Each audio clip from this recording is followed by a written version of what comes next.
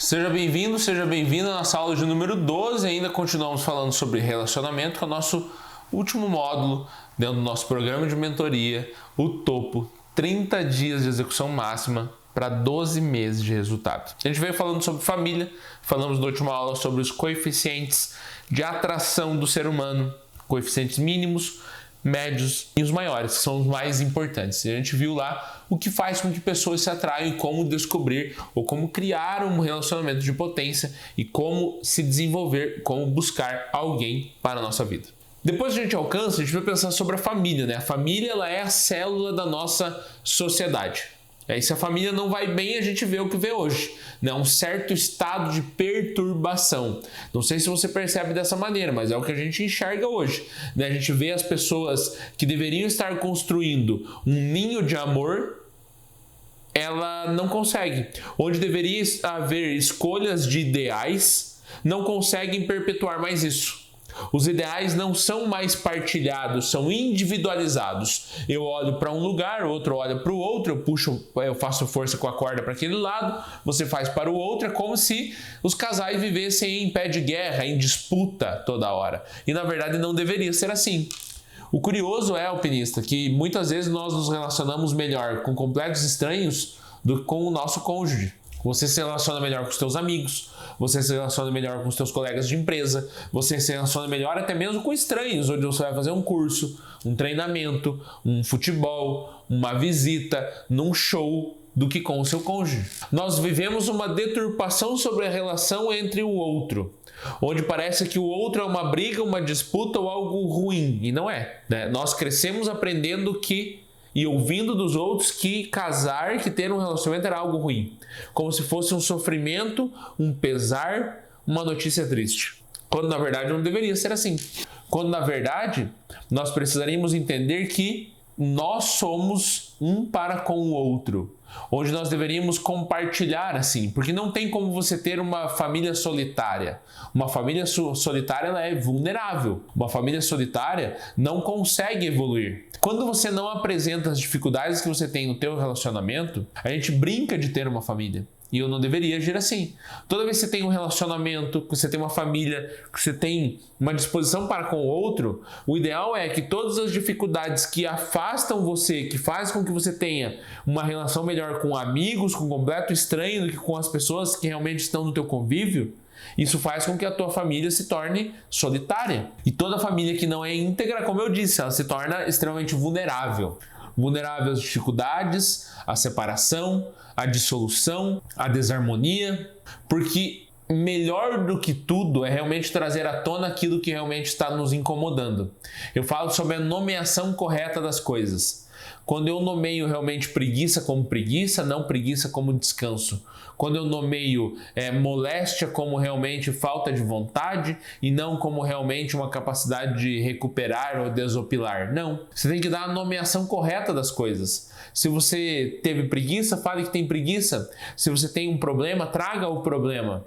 O maior problema é que nós vivemos a todo custo querendo nos fazer para com o outro ao invés de realmente solucionar os nossos problemas. Se o outro está fazendo algo de errado, se nós temos um problema dentro do relacionamento, normalmente a gente faz o quê? A gente ignora aquilo, a gente não traz à tona, a gente não traz solução para aquilo. E o importante dentro do relacionamento é que eu traga esse problema à tona. Porque a permanência do problema faz com que você adoeça, faz com que você absorva o problema. É como um vírus. Você não vê o vírus, mas você é infectado simplesmente por ser exposto. Problemas no relacionamento é assim também. Toda exposição diante de um problema ela te adoece. A exposição diante de um problema faz você adoecer. A exposição diante de um problema faz o teu relacionamento enfraquecer. A exposição diante de um problema sem solução traz vulnerabilidade para um casal. É importante que você traga. E eu estou te falando isso independente do problema. Pode ser um problema grave, um problema simples de organização. Fulano não deixa as coisas aqui, deixa lá, eu gostaria que deixasse aqui. Faça então pelo outro. É muito melhor, a pessoa vai ver, mas quem fez isso aqui? Só estão vocês dois em casa, foi você que fez. Um ato de amor é um ato de sacrifício constante. Amar é um ato de sacrifício. Muitas vezes, ao invés de você ficar falando um monte, fulano, você deixa isso aqui errado, você deixa isso aqui lá, faça. realize, depois apresente o problema para que você consiga melhorar. Quando a gente percebe a vida dessa maneira e traz os nossos problemas, os nossos desafios, a gente faz com que o relacionamento evolua. Porque essa é a particularidade. É enfrentar os problemas em dois, superá-los de maneira conjunta, mas sempre trazendo à tona essas situações. Elas só serão resolvidas quando você as apresenta. Quando você as esconde, é impossível resolver. É impossível trazer solução. Entenda que homens e mulheres são extremamente diferentes uns dos outros. E muitas vezes eu quero a solução baseada no comportamento que ele tem. Muitas vezes o comportamento é o seu íntimo, é a sua maneira de agir, é o seu modo operante. Homens e mulheres agem de maneira diferente. Enquanto a mulher tem um interior rico e profundo, o homem é prático. É diferente isso. Enquanto a mulher, tudo para ela é um mergulho, para o homem é a praticidade. Para o homem são questões simples, rápidas, pontuais, enquanto para a mulher são questões muito mais de mergulho, de introspecção, de realmente vasculhar aquilo e trazer relações com todas as áreas. Eu olhei para cima agora porque tinha uma lâmpada que estava queimada aqui e foi trocada essa semana. Mulheres observam essa mesma relação de pontos de vista diferentes dos homens. Para mim, quando eu vi que a lâmpada começou a piscar semana passada aqui na minha sala, eu logo pensei, tá tudo bem. Eu lembro que até usei uma outra sala ao lado aqui um dia, porque estava piscando.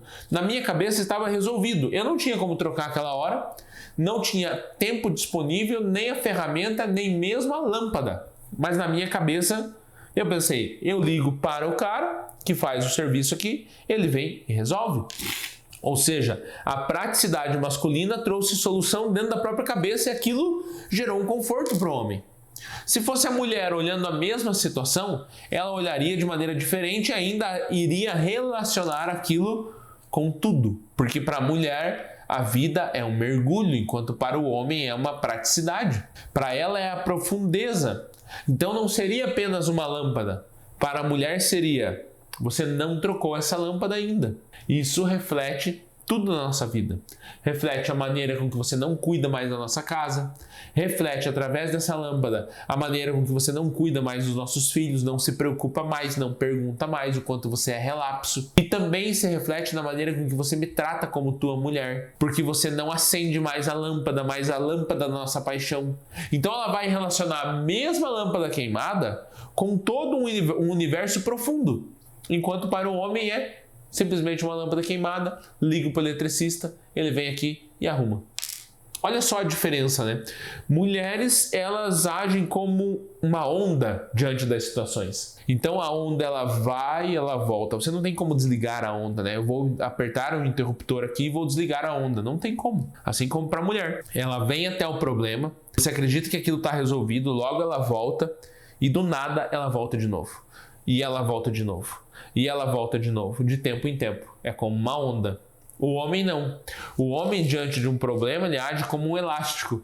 Ele está perto do problema, ele não consegue resolver, ele se afasta do problema. Se afastando do problema, ele começa a observar, buscar pensamentos, ações, atitudes, soluções. E ele só vai voltar de novo para o problema quando ele tiver o resultado. Senão, ele não se aproxima mais. A mulher, toda hora, isso é um problema. Sai, pensa, vai de novo no problema. Sai, pensa, vai de novo no problema. Tudo isso é importante quando eu penso na maneira com que eu vou me relacionar com o outro, na maneira com que eu vou criar a minha vida, os meus planos, os meus objetivos ao longo deste ano. Você começou o programa de mentoria, quase 30 dias já se passaram, você veio evoluindo e agora está na hora de todas as ações que você tomou para consigo mesmo serem aplicadas na sua vida com as pessoas que fazem parte do teu dia a dia, com o teu sócio e tua sócia de vida.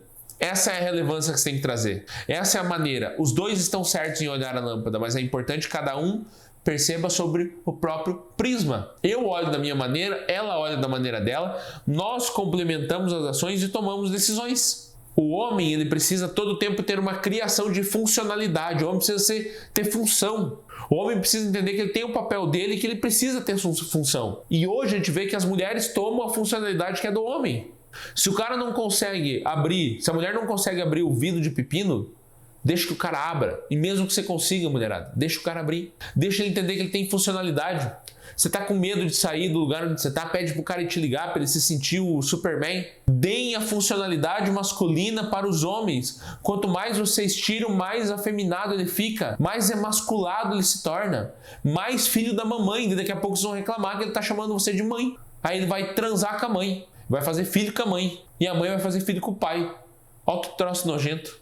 Então eu tenho que resgatar a masculinidade, eu tenho que permitir como mulher também resgatar essa personalidade, essa funcionalidade do homem, trazer a exposição dele de novo como homem, porque homens e mulheres agem de maneira diferentes. Os homens precisam se sentir úteis, ele precisa abrir o vidro de pepino, ele precisa proteger você, ele precisa carregar as sacolas, ele precisa se sentir forte, ele precisa reagir dessa maneira. Mulheres precisam ser mais afáveis, mais amorosas, deixar com que o marido assuma a posição, entendendo que cada um é diferente. Vai sentir medo? Chama o cara para socorrer, deixa ela cuidar das coisas, deixa ela ser o ponto que você vai proteger. Homens, se apresentem. Hoje, uma geração de homens cada vez mais medíocres. Se eu perguntar assim para você, os homens hoje são banana, a maior parte das mulheres vão concordar, mas foi a gente que deixou eles banana. A gente tomou ações que deveriam ser deles estarem orientados a cuidar da casa de maneira individual, assim como o homem de maneira individual pensa na maneira de prover e na proteção da casa, enquanto a mulher de maneira individual pensa nas outras responsabilidades, no cuidado, no zelo da beleza de um lar.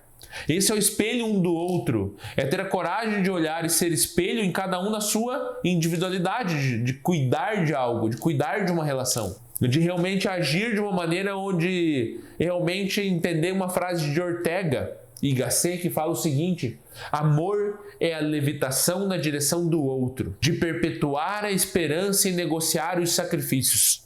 Essa parte é minha. Ortega y Gasset fala: amar é a levitação na direção do outro. É quando eu levito. Se eu amo, eu levito na direção do outro. É o que o outro, é o ato de sacrifício. E na minha frase, Felipe Silvestre, eu digo que amar é a capacidade de perpetuar esperanças e negociar sacrifícios. Um relacionamento é isso. Eu perpetuo o que nós dois queremos, aonde nós dois queremos chegar, aonde nós vislumbramos uma vida juntos, aonde realmente nós pensamos, onde nós queremos estar. Nós definimos agora no final do projeto Topo, eu apresento como alpinista para minha esposa, para meu esposo, a minha perpetuação de esperança. O que eu quero para esse ano? Como eu sonho nesse ano junto dele ou dela? E negociar os sacrifícios. A todo momento vocês precisam negociar os sacrifícios, porque senão eles serão estampados na sua cara e motivo de artifícios para um total benfeitoria individual. Se você olha para um lugar, para uma direção para esse ano, para ter resultado, você estabelece um caminho, uma caminhada, uma estratégia de evolução com o teu esposo, com a tua esposa. É importante que você negocie os sacrifícios. Muitas vezes os sacrifícios serão ficar longe da tua esposa e dos teus filhos, enquanto trabalha mais. Talvez seja não estar em alguns aniversários, talvez seja visitar menos os seus pais, porque vocês estão buscando algo que é melhor para aquele ano, que está num objetivo, numa meta, porque vocês negociaram a esperança, perpetuaram a esperança juntos. Então vocês vão ter que negociar os sacrifícios, sacrifícios financeiros, sacrifícios de comportamento, sacrifícios de cuidar de uma casa, de ser provedor, de abrir mão de alguns investimentos ou de fazer certos investimentos. Mas tudo é uma arte de negociar os sacrifícios. Amar é o ato de levitação, como Ortega y Gasset, filósofo espanhol, fala. Eu preciso levitar através ao outro, para com o outro. E levitar para com o outro começa no primeiro ponto onde eu comecei essa aula número 12. Comecei falando: nós temos que trazer o problema à superfície. Quanto mais enterrado eu fico com aquele problema, mais difícil vai ser de eu ter uma relação melhor. Quando mais amostra, mais aparente eu trago o problema, melhor eu resolvo todas as outras situações. Porque eu vou esclarecer o meio, eu vou potencializar os meus recursos, eu vou conseguir estabelecer uma sociedade que seja direcionada a um resultado.